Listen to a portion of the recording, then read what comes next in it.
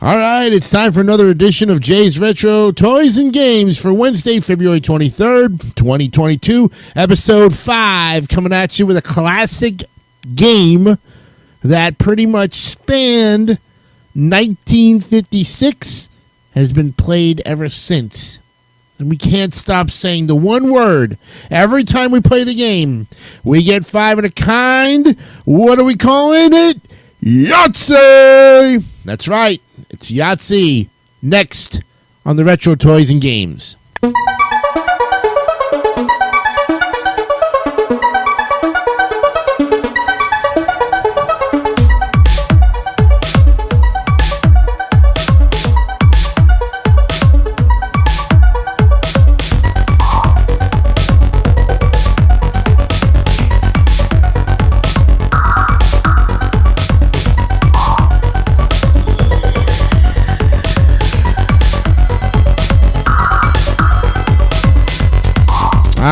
Welcome everybody to the show this evening. Hope you're having a great Wednesday. It's Hump Day, February 23rd, 2022, here on this edition of the Retro Toys and Games. And I am your host, Jason DeCanio, ready for another edition. Tonight we're going to be looking at the game that everybody has played. And if you've never played it, you don't know what you're missing. We're looking at the game that can be played by yourself or with a group of people, and has been played since 1956. So now, here it is, 2022. We're looking at a game that's been played over 66 years and is still one of the very most popular games ever. Can be played by children, can be played by adults, 8 and up. If you can add, and if you can roll the dice, you can play YAHTZEE. And you know, it's a dice game. It's made by Milton Bradley. It's a company that has been since acquired and assimilated by Hasbro. It was first marketed under the name of YAHTZEE by game entrepreneur Edwin Eslow in 1956. The game is a development of earlier dice games such as Poker Dice, Yacht, and General.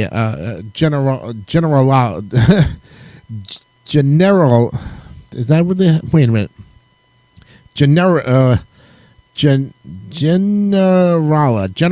Oh my God. Wow. It is also similar to YAHTZEE, which is popular in Scandinavia. So Generala. Wow. The object of the game is to score points by rolling 5 dice to make certain combinations. The dice can be rolled up to 3 times in a turn to try to make various scoring combinations, and dice must remain in the box. A game consists of 13 rounds. After each round, the player chooses which scoring category is to be used for that round. Once a category has been used in the game, it cannot be used again. The scoring categories have varying point values, some of which are fixed, and others for which the score depends on the value of the dice. A YAHTZEE is, of course, 5 of a kind, scores 50 points, the highest of any category. The winner is the player who scores the most points. Pretty simple, right? We all know the rules, and there are, of course, variations. It was marketed by the E.S. Lowe Company from 1956 until 1973.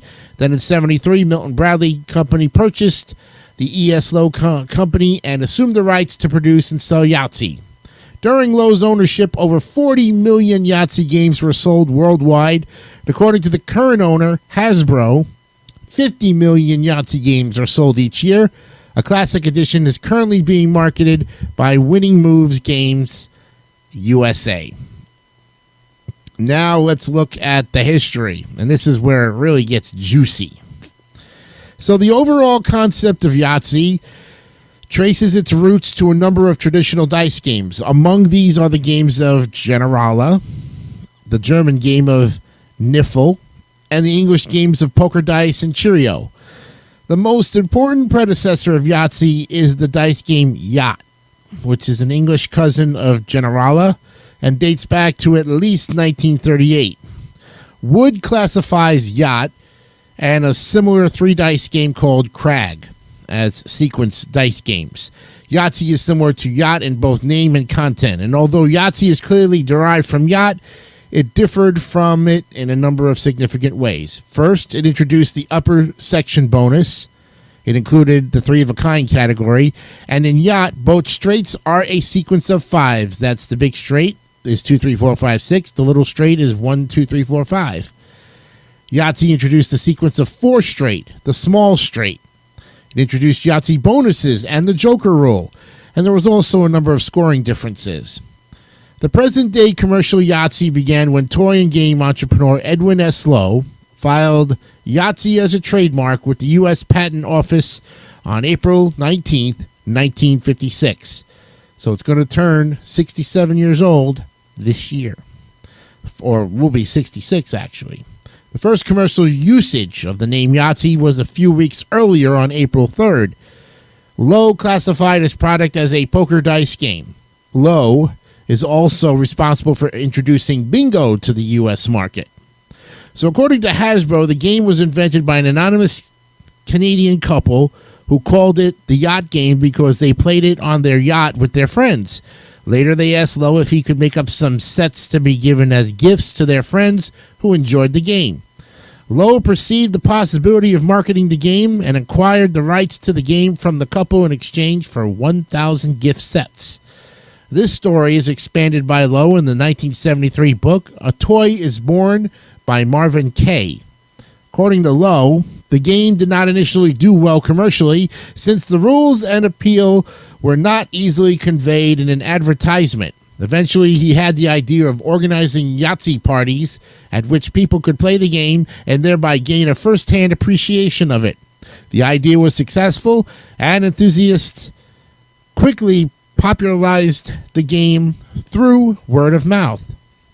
The E.S. Lowe Company sold YAHTZEE from 1956 to 1973. During Lowe's ownership, a number of changes were made to the game's packaging, contents, and appearance. Between 56 and 61, the game's advertising slogan was changed from the game that makes you think while having fun to the fun game that makes thinking fun. Now, the game and its contents were copyrighted by Lowe in 56, 61, 67, and 72. And then in 73, Milton Bradley purchased the E.S. Lowe Company and assumed the rights to produce and sell YAHTZEE. And during Lowe's ownership, 40 million YAHTZEE games were sold in America and around the globe. The game has maintained its popularity. According to owner Hasbro, now 50 million YAHTZEE games are sold each year. Over time, the YAHTZEE logo has taken several forms. The original version of the logo was used throughout the entire period that the game was produced solely by the Lowe Company. After 1973, the logo changed various times. This logo is found on the scorecards and the game boxes. A game called YAHTZEE was included in a game set called Luck, 15 grand dice games. Another game, Yop, shows close similarities to YAHTZEE. This game was copyrighted by Robert Sidney in 1952.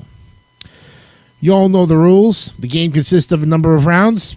Each round, a player gets 3 rolls of the dice, and although they can choose to end their turn after 1 or 2 rolls, after the first roll, the player can save any dice they want and re-roll the other dice. This procedure is repeated after the second roll. The player has complete choice as to which dice to roll.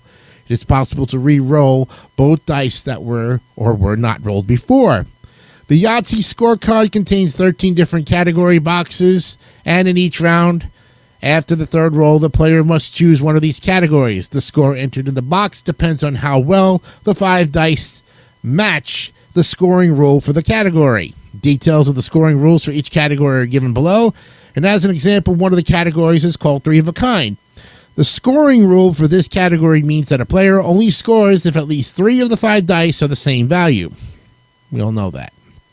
Or we think we know that.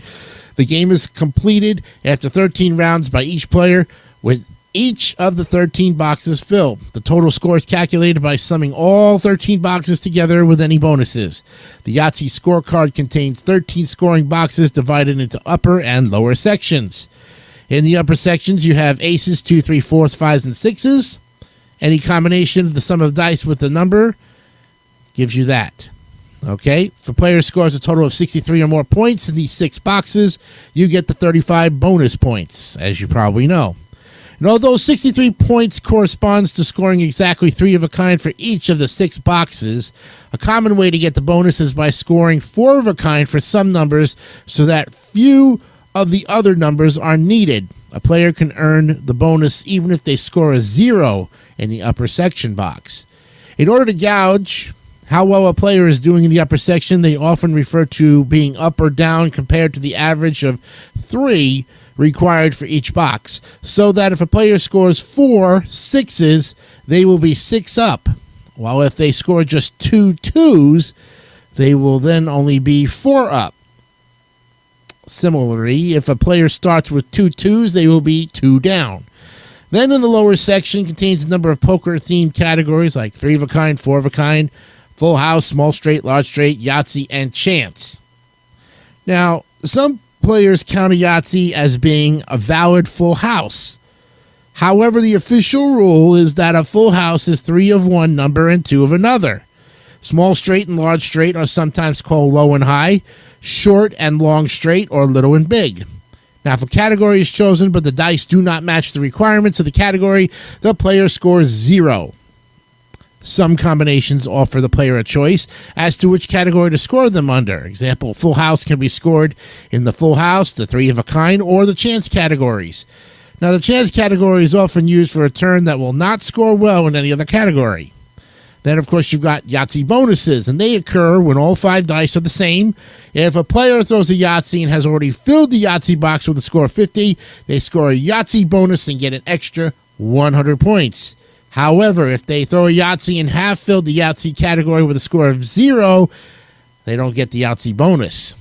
In either case, they then select a category as usual. Scoring is the same as normal, except that if the upper section box corresponding to the Yahtzee has been used, the full house, small straight, and large straight categories can be used to score 25, 30, or 40, respectively, even though the dice do not meet the normal requirement for those categories. In this case, the Yahtzee is said to act as a joker. There are 2 alternative versions of the joker rule used. In the official rules, a player must act in the following way. If the corresponding upper section box is unused, then that category must be used. If the corresponding upper section box has been used already, a lower section box must be used. The Yahtzee acts as a joker so that the full house, small straight, and large straight categories can be used to score 25, 30, or 40, respectively. If the corresponding upper section box and all lower section boxes have been used, an unused upper section box must be used, scoring 0. Now, in the simpler alternative version of the joker rule, the player retains the free choice as to which category to use, but the Yahtzee can only be used as a joker if the corresponding upper section box has been used. If the corresponding upper section box is unused, the Yahtzee would score 0 if the full house, small straight, or large straight categories were chosen. The original game rules, released in '56, contain a difference from the above rules. The booklet stated that additional Yahtzees must be used as jokers in the lower section and did not allow for their use in the upper section. This rule was changed when the game was recopyrighted in 1961. The winner is the player, of course, with the highest total. The rules do not specify what happens in the event of a tie. I don't think they never did. And then, of course, we got strategies, which are the probability of completing a Yahtzee. Depends on whether a particular Yahtzee is required or any Yahtzee. Any Yahtzee, they give percentages. And then there's final rounds that tells you all about 3s of a kind, 4 of a kind, full house, small straight, chance, and the optimal strategy. And then if you scroll down, it'll tell you all that more about strategies and probability, which is a big thing of this dice game. Here are some other extreme scores. The highest possible score is 1,575 and involves throwing 13 Yahtzees, scoring 12 Yahtzee bonuses of 100 points each, as well as 375 in the other categories. The 375 is achieved by scoring 5 aces, 5 2s, 5 3s, 5 4s, 5 5s, and 5 6s. The upper section bonus 35. 5 sixes scored a 3 of a kind, 30. 5 sixes scored as a 4 of a kind, 30. A full house, a small straight, a large, and a Yahtzee.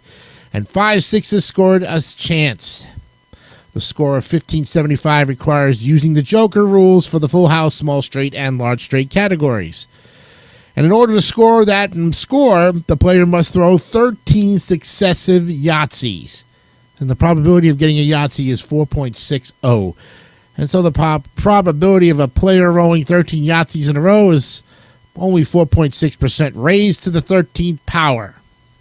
The probability of scoring 1575 is less than this, since to score the maximum, one would need at least one of each number to fill the upper section, and a further 3 6 Yahtzees to score 30 in the 3 of a kind, 4 of a kind, and chance categories. In about 18% of Yahtzees, the player has some choice over the dice to keep. This most frequently happens when a player rolls 2 pairs, and this means that a player can slightly increase the chance of getting a 6 Yahtzee without reducing the chance of getting a Yahtzee. In normal gameplay, the probability of scoring 1,575 points is considerably less. Using the strategy that maximizes the average score, the probability of scoring 1575 is a mathematical equation, 1.38 times 10 to the negative 20th power. Woohoo! And the highest possible score without a Yahtzee bonus is 351, which is achieved with scoring a 5 of a kind as a Yahtzee, 84 in the upper section, and 29 in each of the 3 of a kind, 4 of a kind, and chance. Highest possible score without rolling a 5 of a kind is 301. Some sources, the technical high score when not taking a Yahtzee bonus is still the base 375 maximum as described above. In that case, you would score your 50-point Yahtzee score as your last roll, having scored all of your other 5 of a kind in various upper and lower boxes along the way. This is theoretical, however, as it is unlikely that anyone would score 5 6s in the chance box when the Yahtzee score was still open. So that gives you a little bit about scoring. And here are some commercial versions. Deluxe and collector editions have been sold alongside the regular issues since the early 60s. They all contain components that are more luxurious than standard game parts. In recent years, a number of collector issue Yahtzees have been sold as well. Some of these collector issues have dice that replace the pips with certain symbols connected to a theme, but still correspond to the numbers 1 to 6. Then, of course, you have Travel Yahtzee, and since the 70s, Travel Yahtzee has been sold in various forms as part of Milton Bradley's line of travel games. In the past, the travel form of Yahtzee was composed of the 5 dice contained in a special apparatus. Rolling the dice is initiated by turning the apparatus over, running it on one hand, and turning it upright to see the faces of the dice. Dice to be saved for the next roll are locked by snapping the reverse of the apparatus. Currently, a zip-up cloth deluxe folio edition is sold. It consists of the set of dice, the cup, scorecards, and a tray for the dice to roll on, which includes a holder for the dice to be saved for the next roll. The cup has an oblong lip for easy storage. In addition to the game folio, Hasbro has released Yahtzee to Go. It comes with a dice cup that stores the dice and contents. This is similar to the original Travel Yahtzee, only without the apparatus. There also exists a red circular travel edition, which includes the dice and scorecards, as well as the collapsible cup and detachable dice holder. There are also miniature versions of the game sold in sets contained either in cups that act as keychains or in specially shaped pens by the company Stylus. There's some electronic versions. You can go to Hasbro Interactive. You can go to, the T99A4 computer had an early version put out by Atari. There's an LCD version, a cell phone version called Yahtzee Deluxe. There was game shows produced that had to do with it, 1975 spin-off and 1988 syndicated Yahtzee. There was ones for the Xbox. There's online versions. And there's other games related to it. And there you have it. A look at the history of Yahtzee in all of its glory. There it is, folks. You got it. Next time on the program, episode 6, we're going to look at a toy that I'll say this much.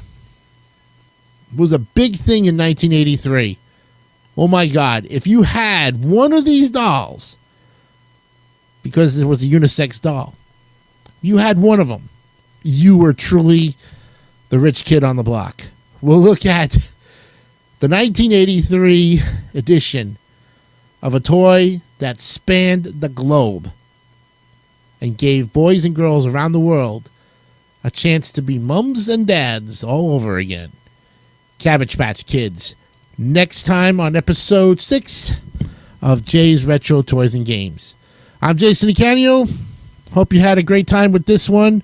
We will see you the next time, which will be Friday. Till then, have a great night. Bye-bye.